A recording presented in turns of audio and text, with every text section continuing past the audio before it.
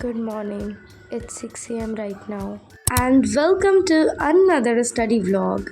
सुबह होते ही मैंने सबसे पहले अपना वाटर बॉटल फिल किया क्योंकि आजकल मैं बहुत ज़्यादा डिहाइड्रेटेड रह रही हूँ। उसके बाद एज़ यूजुअल स्टडी सेशन से पहले हम लोग टू डू लिस्ट बनाते हैं, तो मैंने वो बनाया। आज की टू डू लिस्ट में 2 ही टारगेट्स ऐड किए थे क्योंकि दोनों टारगेट्स बहुत ज़्यादा टाइम टेकिंग थे और मुझे लग रहा था कि दोनों कंप्लीट हो भी पाएगा या नहीं। फर्स्ट स्टडी सेशन में मैंने एनसीईआरटी लाइन बाय लाइन का लेक्चर देखा जो कि 3 आवर 30 मिनट्स का था।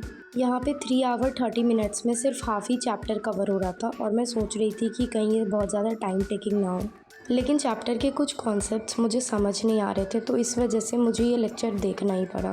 लेक्चर बैच स्टार्ट होने से पहले मैं चाहती हूँ कि एनसीईआरटी रीडिंग के 3-4 चैप्टर्स कवर कर लूँ ताकि जब मैं क्लास में जाऊँ तो सारे चैप्टर्स फैमिलियर लगे और मैं पहले से ही एनसीईआरटी रीड करके आई हूँ, तो it will be more beneficial.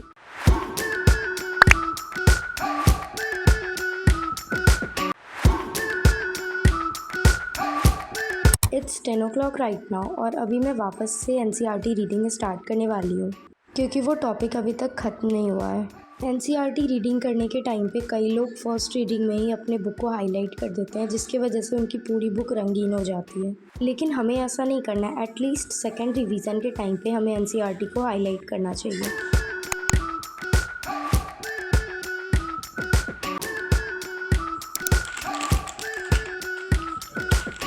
मेरे पास बहुत सारे कमेंट्स आए हैं कि मैं ब्रिज कोर्स को फॉलो कर रही हूँ या नहीं, तो ऑफ कोर्स मैं ब्रिज कोर्स को फॉलो कर रही हूँ और उसके साथ साथ जो नोट्स हैं वो भी मैं बना रही हूँ। ओके, ये लाइट आ जाता है, it feels very very very annoying. Okay, so it's 1:20 right now. अभी तक हमारा जो ब्रिज कोर्स का लेक्चर है वो कंप्लीट हो गया है और एमआर सर की क्लास में आओगे ना तो तुम्हें बहुत रिग्रेट होगा। इस बात का रिग्रेट नहीं होगा कि सर ने ख़राब पढ़ाया या कुछ भी, रिग्रेट तुम्हें इस बात का होगा कि काश उनका लेक्चर पहले देख लिया होता।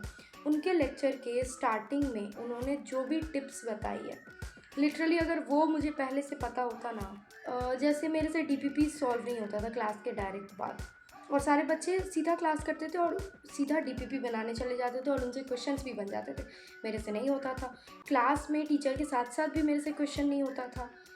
इतने सारे डाउट्स, इतने सारे एकेडमिक डाउट्स आज क्लियर हुए ना कि मैं क्या बताऊँ। I am feeling so happy. मैंने बहुत सारे जो ड्रॉपर भैया दीदी उनसे पूछा, बहुत सारे सीनियर से पूछा, लेकिन मेरे को इसका आंसर कहीं नहीं मिला और आज जाके मिला। आई एम सो हैप्पी कि मैं एमआर सर का ये लेक्चर देखा है मैंने। और देखो, 1 बजे से 3 बजे के बीच का जो टाइम होता है वो बेसिकली होता है यूट्यूब का।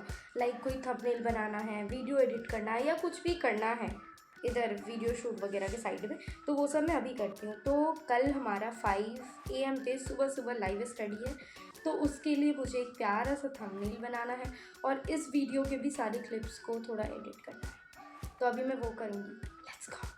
It's 3:30 right now. वहाँ पे कुछ ज़्यादा ही टाइम चला गया और अभी मैं केमिकल कोऑर्डिनेशन में क्वेश्चन प्रैक्टिस कर रही हूँ। अभी मेरे 11th के मॉड्यूल्स बचे हुए हैं बनाने को, तो धीरे धीरे मैं ट्राई कर रही हूँ कि जैसे जैसे रिवीजन होते जाए वैसे वैसे मैं मॉड्यूल से भी क्वेश्चन प्रैक्टिस करती रहूँ। मैंने 30 क्वेश्चन प्रैक्टिस किए जिसमें से सिर्फ 18 ही सही हुआ और बाकी सब गलत हो गया, लेकिन डीमोटिवेट होने की जगह मैंने फाइंड आउट किया कि व्हाट इज़ द रीज़न जिसके वजह से इतने सारे क्वेश्चंस गलत हुए हैं।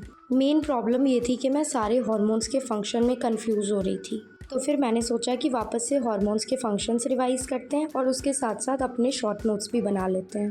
रात के 10 बज चुके थे और तब तक मेरे जो भी मेजर गोल्स थे वो सब मैंने कंप्लीट कर लिया था, लेकिन फिर भी आज मुझे थोड़ा और पढ़ना था क्योंकि मुझे 10 आवर्स का स्टडी गोल कंप्लीट करना था।